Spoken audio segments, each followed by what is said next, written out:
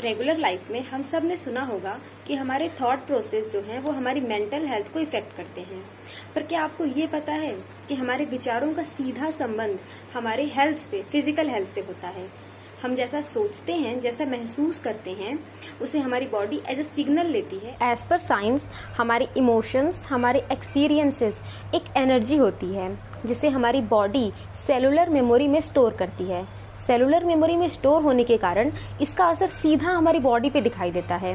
तो हमारा diet plan अच्छा हो सकता है, हम प्रॉपर एक्सरसाइज फॉलो कर सकते हैं, उसके बाद भी हमारी बॉडी में कुछ ऐसी बीमारियां आ सकती हैं, कुछ ऐसे क्रॉनिक प्रॉब्लम्स जनरेट हो सकते हैं जिनका सोर्स हमें नहीं समझ में आएगा, बट उनका सोर्स जो होता है, रूट कॉज, वो हमारी इमोशंस में होता है, हमारे थॉट प्रोसेस में होता है। So in this way we can say our positive and negative emotions, our positive and negative experiences actually shape our physical reality. So it is not only about our physical health, it is more about our biological functioning. जो भी हमारे experience हैं, जो भी चीज़ें हम emotionally feel करते हैं, जो भी चीज़ हम अपने माइंड को फीड करते हैं, वो हमारी मेंटल हेल्थ को तो खराब करते ही हैं। अगर वो बुरे हैं तो उनका असर हमारी बॉडी पे एकदम विजिबल देखा जा सकता है। कुछ लोग होते हैं जो इनको मॉनिटर करते हैं, इन पे ध्यान देते हैं कि मुझे इतना हेडेक कंटिन्यूसली क्यों हो रहा है, जब सब कुछ अच्छा है, मेरी डाइट अच्छी है, उसके बाद भी कुछ लोग इसे इग्नोर कर देते हैं। इग्नोर करने के बाद ये क्रॉनिक रूप ले लेता है। अपनी book the power of subconscious mind में जोसेफ मर्फी ने लिखा है कि हमारा सबकॉन्शियस माइंड हमारे ब्लड सर्कुलेशन को और हमारी हार्ट बीट को रेगुलेट करता है। किसी तरीके का टेंशन, स्ट्रेस, कोई सैडनेस, किसी तरह का कोई डर हमारे लंग्स को, हार्ट को, हमारे इंटेस्टाइन की फंक्शनिंग को, स्टोमक की फंक्शनिंग को प्रॉपरली इफेक्ट करता है। इसका असर हमारे इन सारी बॉडी फंक्शंस पे देखा जा सकता है। हमारे माइंड और बॉडी में क्या कनेक्शन है, इसकी बेटर अंडरस्टैंडिंग के लिए हम इस चार्ट को देख सकते हैं। इस चार्ट की हेल्प से हम समझ सकते हैं कि बॉडी में जो पेन होता है वो एक्चुअली एक सिग्नल है जो हमारी बॉडी देती है हमें, जो ये बताने के लिए कि हमने अपने माइंड को क्या फीड किया है। Let's start from neck. Neck pain का एक इमोशनल रीज़न हो सकता है स्ट्रेस या वरी। इसका डायरेक्ट कॉन्टैक्ट ओवर थिंकिंग से भी हो सकता है कि चीज़ें हैं नहीं बट हमने एक्सपेक्ट कर लिया, हमने ऐसा फील कर लिया कि चीज़ें हैं और फिर उन पे हम ओवर थिंकिंग किए जा रहे हैं। एक रीज़न हो सकता है refusing to see other side, यानी कि दूसरे के पॉइंट ऑफ व्यू से हम समझ नहीं रहे हैं कि चीज़ें कैसी हो सकती हैं और अपनी एक स्टबर्न पॉइंट को पकड़ लिए हैं। बैक पेन, जो कि एक्चुअल में बहुत सारे लोगों के साथ इशू होता है। बैक पेन के साथ जो इमोशनल फैक्टर्स एसोसिएट किए जा सकते हैं वो है too much expectation upon you.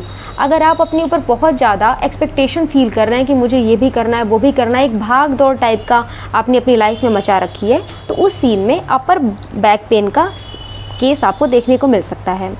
Middle back pain के केस में फ्यूचर को लेके काफ़ी वरीड हैं, कोई एंग्जाइटी ले ली है associated with future, uncertainty. Lower back pain के केस में फाइनेंशियल इश्यूज़ हैं जो आपको परेशान कर रहे हैं या कोई बरीड इमोशन।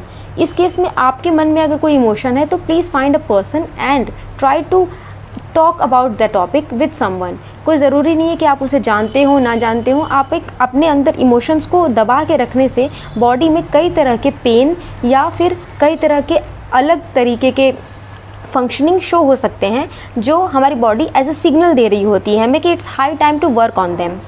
हैंड पेन को लेके ज़्यादातर लोग नेग्लेजिबल ही रहते हैं, बट इसका एक बहुत बड़ा कनेक्शन, इसका एक बहुत बड़ा कारण हो सकता है inability to connect with other.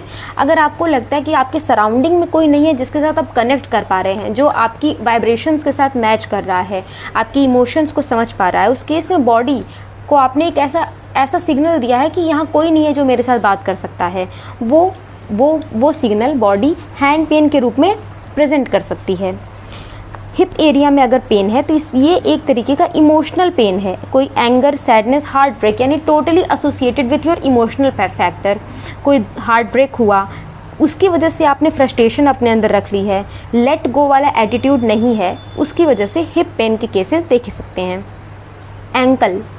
Ankle pain is totally related to आपके खुद के अंदर जो आपने रेसिस्टिंग चीज़ें कर रखी हैं कि नहीं, we are resisting pleasure also, not only pain but pleasure also, कि नहीं मुझे नहीं चाहिए, कितना कुछ है अनस्टेबल है, कितनी अनसर्टेनिटी है, क्या होगा कल परसों क्या होगा, इसको लेके स्ट्रेस के चक्कर में जो छोटी छोटी चीज़ें खुशियाँ हैं उसको आपने नेग्लेक्ट कर दिया है कि कल की फ्यूचर की चिंता में हम ये भूल गए हैं कि आज भी हमारे पास कुछ छोटी छोटी प्लेजर हैं। शोल्डर पेन का सीधा कनेक्शन इस बात से हो सकता है कि आपने अपने ऊपर जिम्मेदारियां ज़्यादा ले ली हैं और आप ज़्यादा महसूस कर रहे हैं कि सारे परिवार की या पूरी कंपनी अथॉरिटी की जो जिम्मेदारी है वो मेरे ही शोल्डर पे है और मुझे ही इसे सस्टेन करना है। इस केस में आपको शोल्डर पेन हो सकता है क्योंकि आपके ब्रेन ने इस चीज़ को फील कर लिया है ज़्यादा अंदर तक। एल्बो पेन का डायरेक्ट कनेक्शन लाइफ में रिजिडिटी से हो सकता है। अगर हमने अपने आप को एक स्टबर्न पर्सन के रूप में कन्वर्ट कर लिया है, हर तरह के चेंज को, हर तरह के सजेशंस को हम रेसिस्ट कर रहे हैं कि जो मेरे दिमाग में है वही सही है और मुझे जो सोचना है वो मैं सोचूंगा, जो करना है मैं करूंगा। तो एक स्टबर्न अप्रोच अगर इंसान अपनी लाइफ में पकड़ लेता है तो वो माइंड को ये सिग्नल, माइंड बॉडी को एक सिग्नल देता है कि it is high time to change your attitude and in this way elbow pain देखने को मिल सकता है।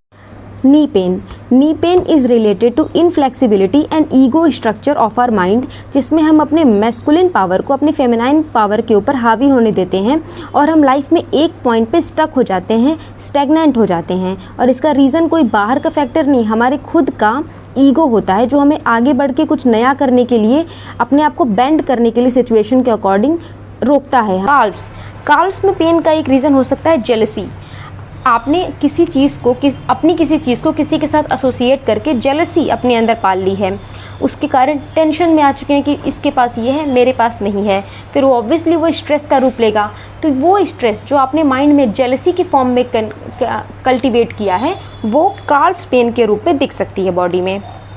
फीट इज़ टोटली और पार्शली रिलेटेड टू नेगेटिविटी। किसी भी तरीके की नेगेटिविटी आपने अपनी बॉडी में, अपने माइंड में स्टोर की हुई है।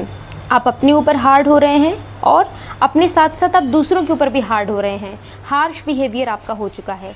तो इन दिस वे हमने देखा कि कुछ बीमारियां ऐसी हैं जिनका कनेक्शन ना हमारी हेरिडिटरी से होता है ना इन्वायरमेंट से, फिर भी हम उसे अपनी बॉडी में जगह दे देते हैं और इसका एक रीज़न सिर्फ और सिर्फ हमारा माइंड होता है।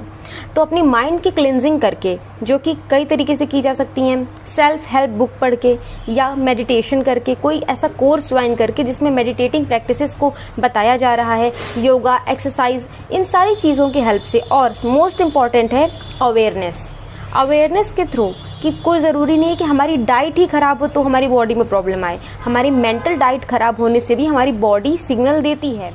So start focusing on your mental diet. अपनी मेंटल डाइट पे ध्यान देने के लिए हम योगा, मेडिटेशन के साथ साथ दूसरों से बात करने का सहारा लेके अपनी मेंटल हेल्थ को स्ट्रांग बना के कई अनवांटेड बीमारियों से, पेन से छुटकारा पा सकते हैं। So thanks for watching this video. नमस्ते।